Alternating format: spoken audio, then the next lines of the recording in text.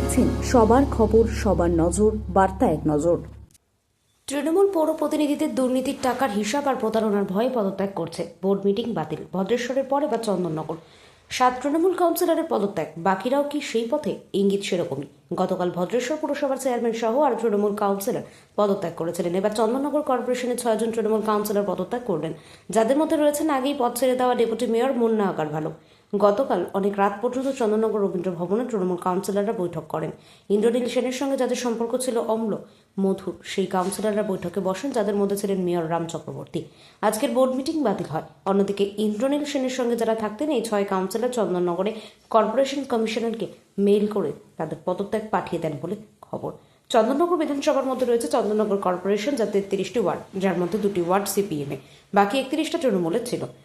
ভদ্রেশ্বর পুরসভার 22টি ওয়ার্ডই ছিল তৃণমূলের দখলে। বিধানসভা নির্বাচনে তৃণমূল প্রার্থী ইন্দ্রনীল সেন পরাজিত হতেই তাসের ঘরের মতো ভেঙে পড়েছে তৃণমূল।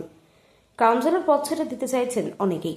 গতকাল রাতে এই ধরনের দীর্ঘ আলোচনা হয়েছে তৃণমূল কাউন্সিলরদের মধ্যে। মেয়র রাম চক্রবর্তী জানিয়েছেন, নিয়ম অনুযায়ী যে বোর্ড মিটিং হতো তা বাতিল করা হয়েছে। পদত্যাগের বিষয়ে যা সিদ্ধান্ত সেটা পরে জানিয়ে দেওয়া হবে। তৃণমূল কাউন্সিলর পার্থ দত্ত বলেন, একটা পরিস্থিতি তৈরি হয়েছে, তাই সবাই মিলে আলোচনা হয়েছে। চন্দননগরের বিজেপি বিধায়ক দীপাঞ্চল গুহ বলেন, যারা তৃণমূলের হয়ে এতদিন কাজ করেছে তারা এখন ভাবতে শুরু করেছে যে দলটাই আর করা যায় কিনা। সব রত্নাকর বাল্মীকি হয়তো হয় না, কিন্তু বাল্মীকি হওয়ার চেষ্টা করে। রাজেশ কুমার, বার্তা এক নজর। নিয়ম অনুযায়ী যা আছে সেটা সরাসরি উপস্থিত থেকে এসডিওর কাছে পদত্যাগপত্র দিতে হয়। এখন পদত্যাগ কারা করছেন, কজন করেছেন, এ বিষয়টা এখনো আমাদের কাছে খবর সরকারিভাবে আসেনি। এরকম শুনতে পাচ্ছেন এই 5-6 জন, এরকম একটা সংখ্যা। পরিস্থিতিটা আমরা বুঝতে পারছি না, কেননা কি কারণ, চারিদিকে যা হচ্ছে সংক্রামক ব্যাধির মতো। গতকাল ভদ্রেশ্বরের একটা খবর আমরা পেয়েছি। এখন সেরকম কোনো পরিস্থিতি তৈরি হয়েছে কিনা এটা তো আমরা বলতে পারবো না, কিন্তু পদত্যাগটা তাদের ইচ্ছায়। এখন এটা আমরা যারা চাই তারা মনে করি যে নাগরিক পরিষেবাটা হচ্ছে আজকের সময় সবথেকে বড় বিষয়। এইভাবে পদত্যাগ করে পালিয়ে যাওয়ার জায়গাটা তো ঠিক না। এখন জানি না ওনারা কি করবেন। তো আমরা যে দুজন আছি, আমরা নাগরিকদের পরিষেবা দেওয়ার জন্য প্রস্তুত আছি এবং পরিষেবার কাজ আমরা চালিয়ে যাব যতক্ষণ না পর্যন্ত সরকারিভাবে আমরা কিছু জানতে পারছি। এই বিষয়টা আমরা বলতে পারছি। আজকে বোর্ড মিটিং তো বাতিল করা হয়েছে, আমরা জানতে পেরেছি। আমাদের কর্পোরেশন থেকে ফোনে বলা হয়েছে। এখনো পর্যন্ত লিখিত কোনো অর্ডার পাইনি, কিন্তু 1টার সময় বোর্ড মিটিং ছিল এবং বোর্ড মিটিংটা কি কারণে ক্যান্সেল করা হলো সেটাও আমরা বুঝতে পারছি না। যতক্ষণ না লিখিত কিছু পাচ্ছি বুঝতে পারছি না। কি আপনাদের কি বৈঠকটা কি নিয়ে হলো?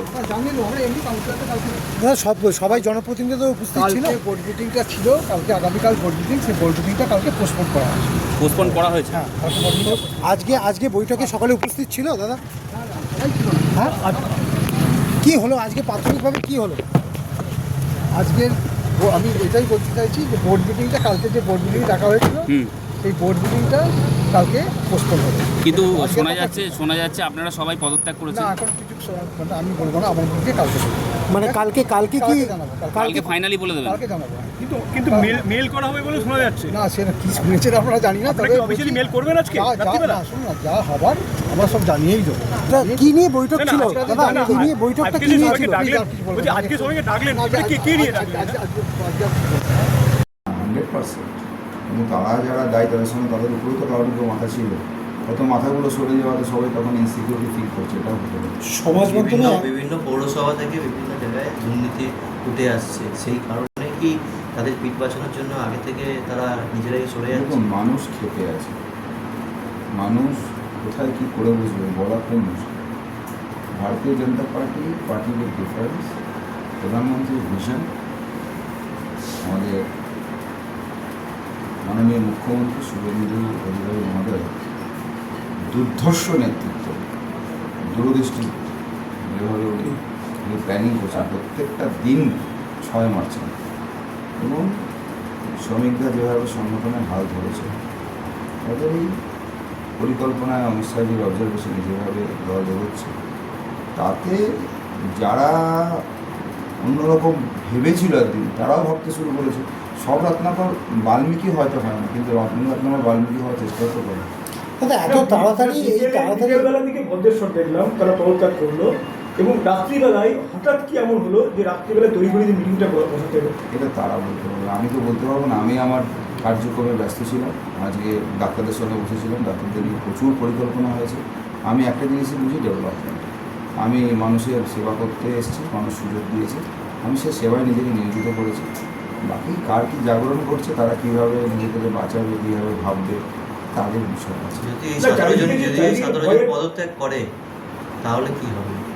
নাগরিক পরিষেবা থেকে কি সমস্যা না, হবে? সেই জায়গায় আপনারা কীভাবে আমরা কোনোরকমভাবে নাগরিক পরিষেবা বন্ধ হতে দেবো না। তার জন্য যা যা ব্যবস্থা আইনের মধ্যে হতে পারে সেটা আমরা প্ল্যানিং করবো, পরিকল্পনা করবো, যাতে মানুষ পরিষেবাটা ঠিকঠাক পায়। এটা কোনো সন্দেহ নেই। আমরা মানুষের ব্যাপারে তবে দেখছি, দেখে আগে পুরো ব্যাপারটা দেখেছি, শুনেছি, তারপর সে 11 জন বিধায়ক যদি রেজিগনেশন করে সেই জায়গায় এই যে কাউন্সিলর যদি রেজিগনেশন করে তাহলে সেই জায়গায় সামাল দেওয়া যাবে? দেখুন, কাউন্সিলর হচ্ছে পলিসি মেকার, এক্সিকিউটিভ পাওয়ারটা কিন্তু এক্সিকিউটিভ অফিসার এবং কমিশনার থাকে, সবটাই সরকারি ব্যবস্থায় চলে।